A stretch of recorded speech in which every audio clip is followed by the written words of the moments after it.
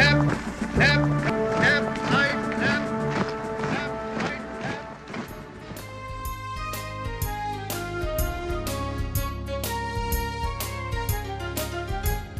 जिंदा है तू जिंदगी की जीत में यकीन कर, अगर कहीं है स्वर्ग तो उतार ला जमीन पर। तू जिंदा है तू जिंदगी की जीत में यकीन कर, अगर कहीं है स्वर्ग तो उतार ला जमीन पर। तू जिंदा है।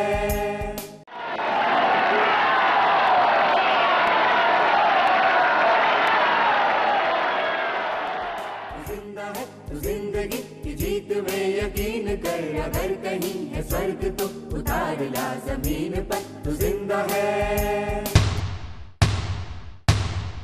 ये गम के और 4 दिन, सितम के और 4 दिन, ये दिन भी जाएंगे गुजर गुजर गए 1000 दिन। ये गम के और 4 दिन, सितम के और 4 दिन, ये दिन भी जाएंगे गुजर गुजर गए 1000 दिन। कभी तो होगी इस चमन पे भी बहार की नजर, अगर कहीं है स्वर्ग तो उतार ला जमीन पर। तू जिंदा है तू जिंदगी की जीत में यकीन कर, अगर कहीं है स्वर्ग।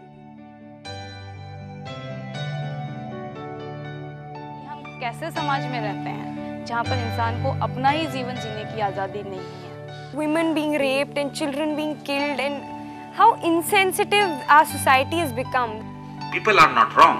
What is wrong is their religion. What is wrong is their social ideology. Now the point is, do we want to sustain institutions in which equality and liberty cannot be sustained? एक समय था जब गरीबी से लड़ने की जरूरत थी, अब वो समय आया है जब सांप्रदायिकता से लड़ने की जरूरत है।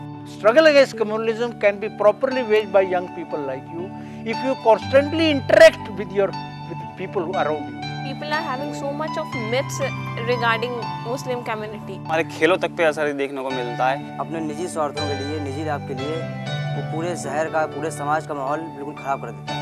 I refuse to believe that a majority of our media is spreading hate or prejudice. आपस में इस तरह की चीजें चलती रहे, समाज बटा रहे और उनको रोटियां सेकने का जो मौका मिलता रहे। Generally, the people who perpetuate these crimes, they get away without getting any punishment. Suppose such a carnage breaks out around you, what are you going to do? Don't forget Afghanistan. Don't forget Taliban. Don't forget that these are the consequences of great internal strife produced by the same factors at work in our part of the world. Don't forget that. Fascism in India will not come in the form in which it has come in Europe. Fascism in India will come in the form of communalism. Even if not in the short run, I'm quite optimistic in the long run it will be defeated. It has to be defeated because it cannot survive. Because history has not been shaped like this. And history will come to the rescue of the future of a great nation like India.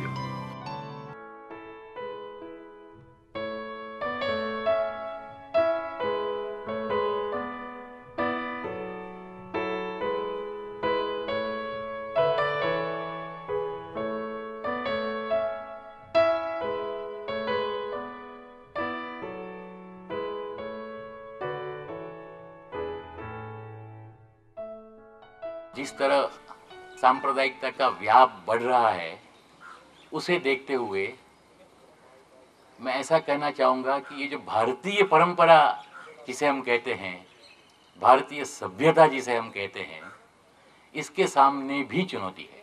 कैसे ये चुनौती खड़ी हुई, चुनौती का स्वरूप आज क्या है, इस पर आपका ध्यान आकर्षित करना चाहूँगा। 20 साल पहले से ऐसी कुछ प्रक्रिया शुरू हुई जो हमें आज बड़े हिंसाचार के कगार पर लाके हमें, हमारे देश को खड़ा कर दिया।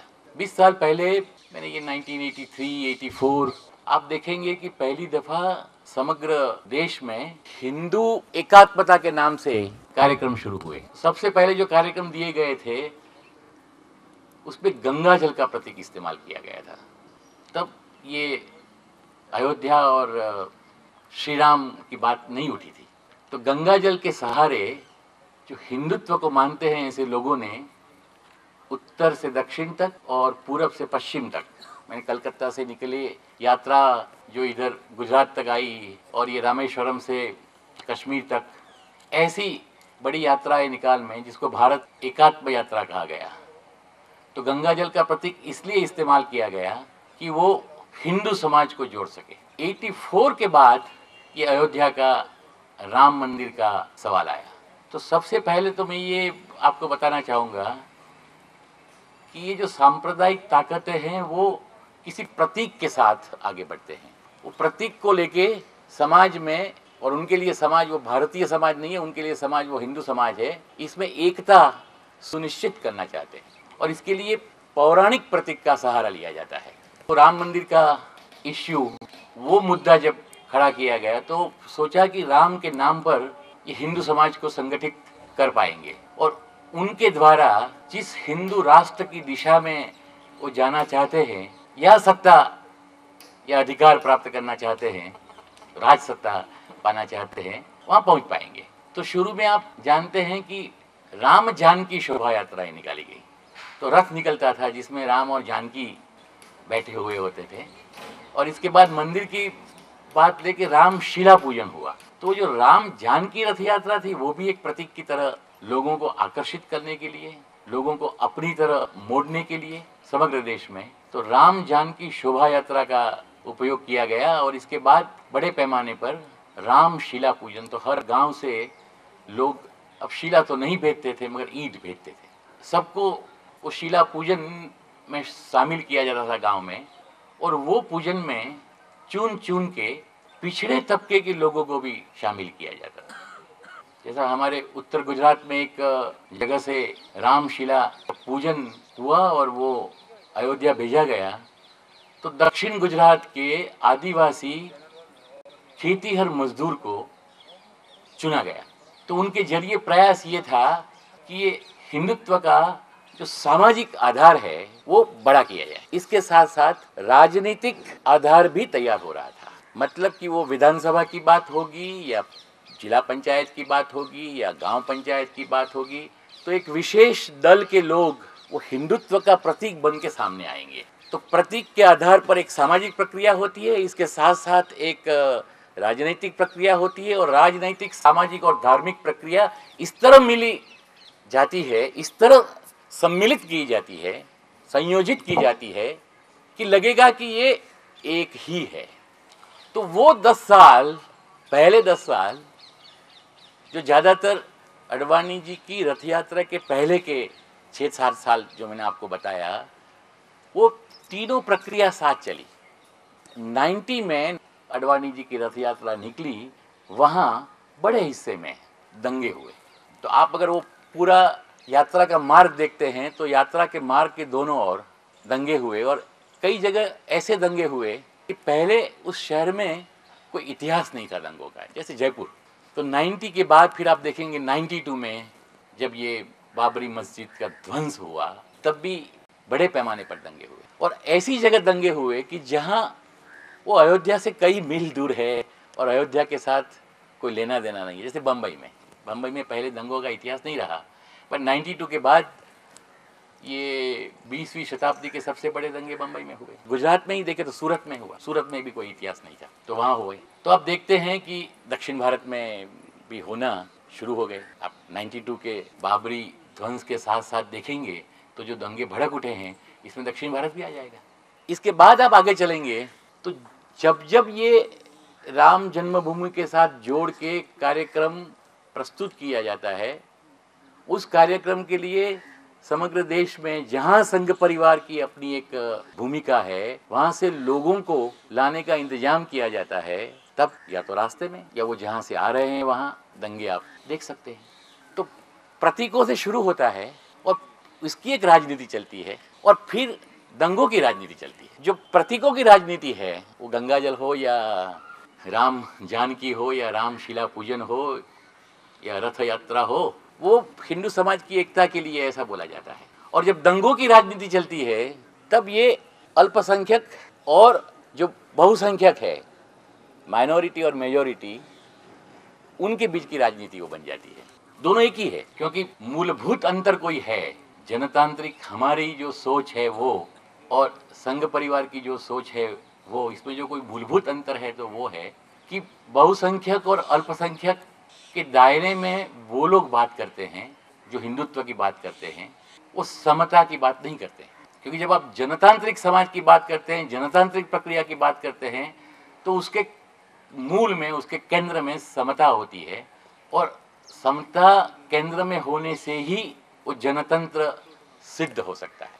इसके बाद दूसरा जो सबसे महत्वपूर्ण हमारे सामने उद्देश्य है वो समता का है। उस समता को वहाँ तोड़ा जाता है और समाज का फिर बंटवारा हो जाता है कि ये अल्पसंख्यक है और ये अल्पसंख्यक नहीं है। 90 तक समाजशास्त्री भी ऐसे कहते थे कि ये रायट जो इतने होते हैं, दंगे जो इतने होते हैं, वो एक अर्बन समस्या है, एक शहर की समस्या है, नगर समाज की समस्या है। बट आप देखेंगे कि 90 के बाद अडवाणी जी की रथ यात्रा के साथ साथ, बाबरी ध्वंस के साथ साथ आप जो सिलसिला आगे बढ़ा, इसमें आप देखेंगे कि वो गांव में भी बात चलेगी, आदिवासी क्षेत्र में भी वो बात चलेगी, दलित बस्तियों में भी वो बात चलेगी।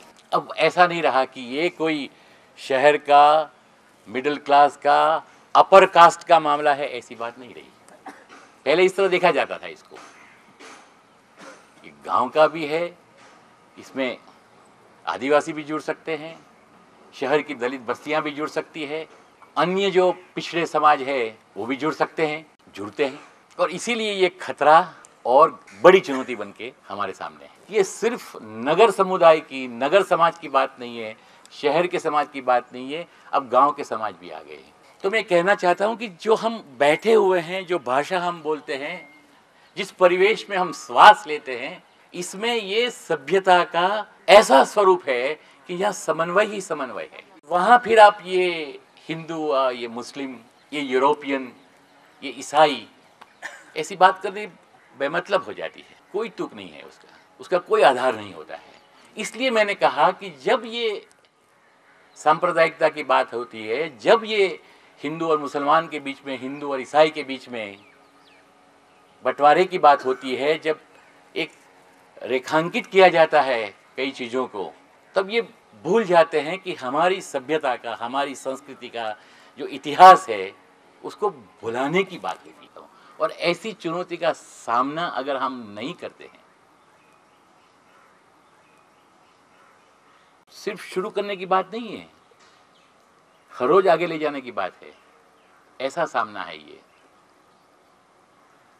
तो जनतांत्रिक व्यवस्था के सामने तो सवाल या निशान खड़ा होता है, जनतांत्रिक समाज के लिए भी खड़ा होता है, और जिसे हम भारतीय परंपरा और हमारी विरासत कहते हैं, इसके लिए भी सवाल खड़ा होता है। इसका मतलब कि हमारा जो मूल है, हमारी जो जड़ है, जिसके साथ हम जुड़े हुए हैं, इसे काटने की बात होती है। तो रहा क्या फिर? अगर मैं जनतंत्र नहीं, व्यवस्था नहीं रहती, जनतांत्रिक समाज नहीं रहता और मेरी विरासत मेरे साथ नहीं रहती है, तो रहा क्या फिर मेरे पास? कुछ नहीं रहा।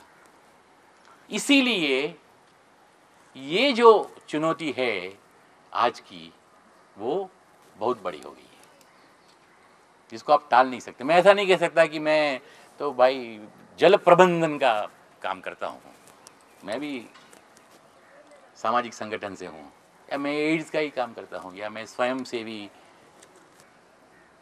संस्था का हूँ, या अभी नए माइक्रो क्रेडिट का करता हूँ, या मैं सिर्फ स्त्री समाज के लिए करता हूँ, मैं सिर्फ दलित समाज के लिए करता हूँ, मैं सिर्फ आदिवासी समाज के लिए, ऐसा नहीं कह सकते आप। तो ये तो बवंडर है, चक्रवात है, और चक्रवात और बवंडर जब उठता है तो सबको एक साथ ध्वस्त करता है, उद्ध्वस्त करता है, जड़ से खत्म करता है। वो ऐसे ही बवंडर की स्थिति में जब आप होते हैं, तो उसको सबसे बड़ी चुनौती गिन के आपको उसका प्रत्युत्तर देना होता है। इन काली सदियों के सर से जब रात का आंचल ढलकेगा,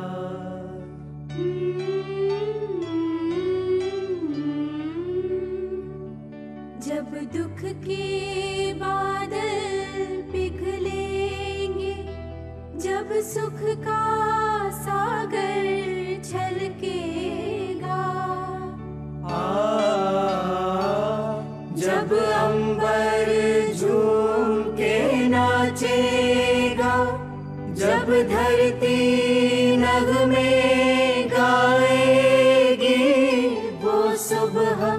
कभी तो आएगी वो सुबह